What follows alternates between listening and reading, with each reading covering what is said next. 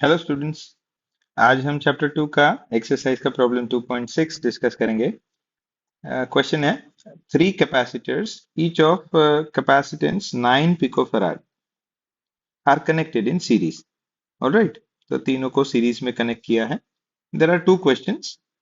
पहला क्वेश्चन है what is the total capacitance of the combination, और दूसरा क्वेश्चन है what is the potential difference across each capacitor if it is connected to a 120 volt supply. Okay, तो हम दोनों question को एक एक करके अटेम्प्ट करते हैं। First of all, we note down the information. Capacitance of the capacitor 3 है, तो मैं अभी नाम दे देता हूं। लेट अस से कैपेसिटेंस है C1, C2 और C3, बट क्योंकि तीनों इक्वल है इसीलिए मैंने इज इक्वल टू लिखा है। And let us say that is equal to C, which is 9 picofarad. ये पिको फराड को कन्वर्ट करने की जरूरत नहीं है अभी, क्योंकि इक्विवेलेंट कैपेसिटेंस पूछा है तो वो भी हम पिको फराड में ही एक्सप्रेस करेंगे। अब फर्स्ट पार्ट के लिए सीरीज कॉम्बिनेशन है। सीरीज कॉम्बिनेशन,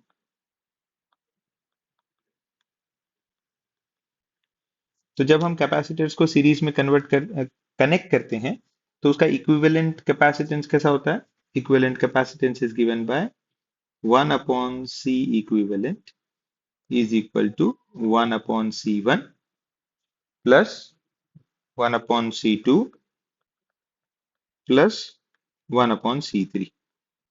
ओके, क्योंकि सबका वैल्यू सेम है तो मैं उसको 3 टाइम्स 1 बाई सी भी लिख सकता हूं। ये हो जाता है 3/9 और ये हो जाता है 1/3। तो C इक्विवेलेंट कितना हो जाएगा?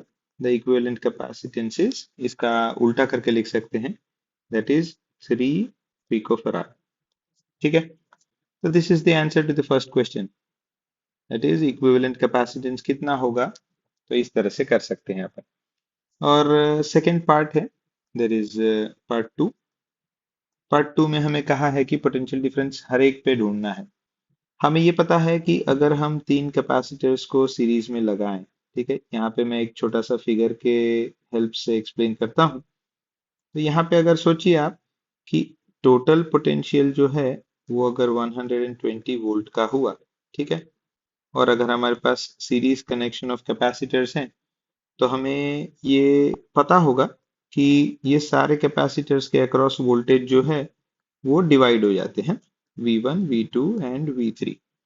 But the best part is कि यहाँ पे तीनों कैपेसिटर्स इक्वल है, इसीलिए जो वोल्टेज डिवाइड होगा वो भी तीनों में इक्वली डिवाइड होगा। ठीक है, तो हम सिंपली ऐसा लिख सकते हैं कि voltage V1 is equal to V2 is equal to V3 and that is equal to 120, जो टोटल वोल्टेज दिया है, डिवाइडेड बाई 3।